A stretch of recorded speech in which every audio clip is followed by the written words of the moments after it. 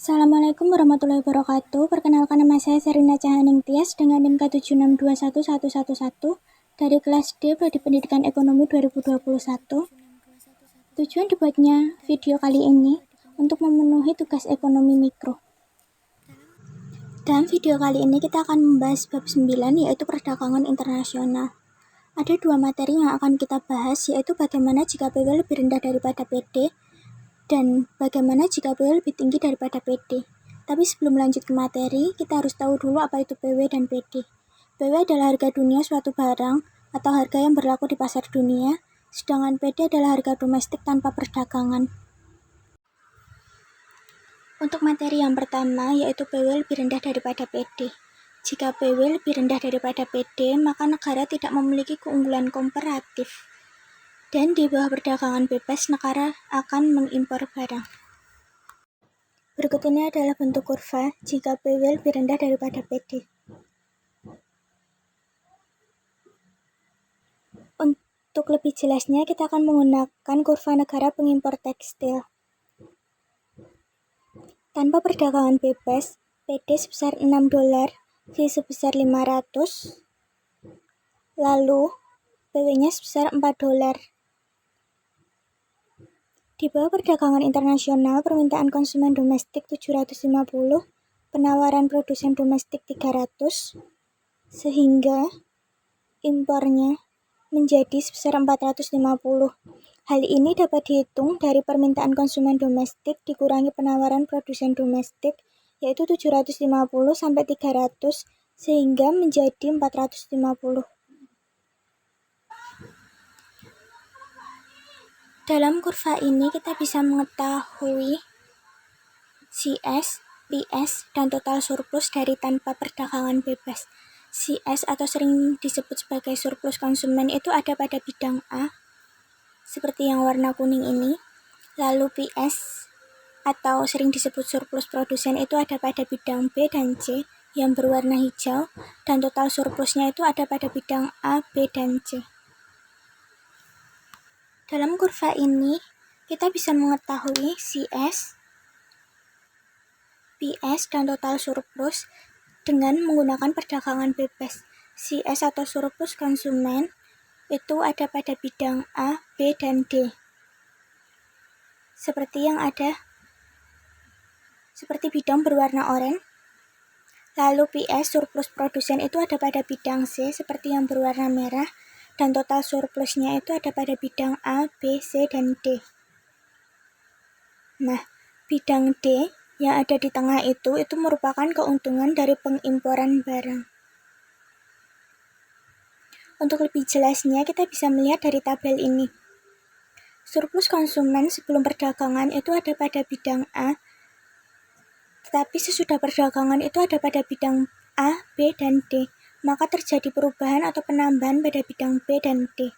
Surplus produsen sebelum perdagangan itu ada pada bidang B dan C, tetapi sesudah perdagangan itu ada pada bidang C saja.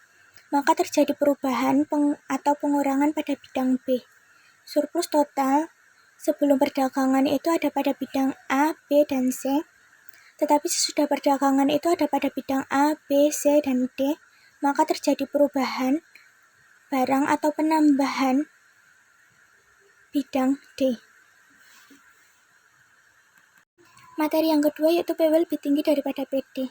Jika PW lebih tinggi daripada PD, negara memiliki keunggulan komparatif dalam barang, dan di bawah perdagangan bebas, negara akan mengekspor barang.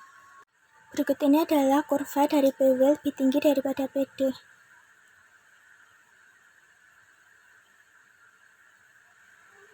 Nah, untuk lebih jelasnya, kita akan menggunakan kurva ini.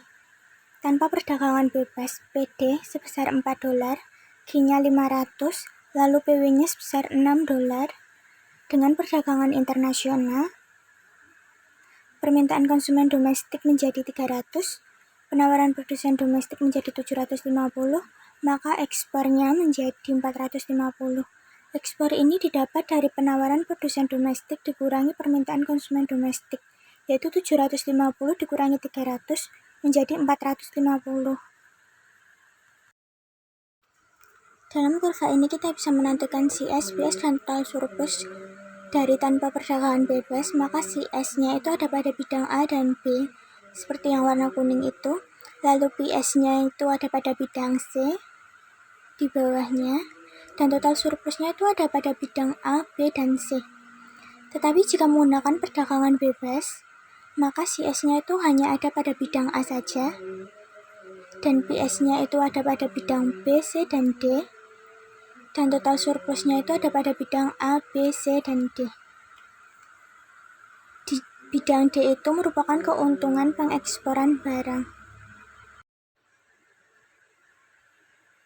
Untuk lebih jelasnya, kita bisa melihat dari tabel berikut ini. Surplus konsumen sebelum perdagangan itu ada pada bidang A dan B, tetapi sesudah perdagangan itu hanya ada pada bidang A, sehingga terjadi perubahan atau pengurangan pada bidang B. Surplus produsen itu sebelum perdagangan ada pada bidang C, tetapi setelah perdagangan ada pada bidang B, C, dan D, maka terjadi perubahan atau penambahan pada bidang B dan D. Surplus total awalnya itu ada pada bidang A, B, dan C, tetapi sesudah perdagangan itu ada pada bidang A, B, C, dan D, maka terjadi perubahan atau penambahan pada bidang D. Bidang D ini adalah keuntungan dari pengeksporan barang.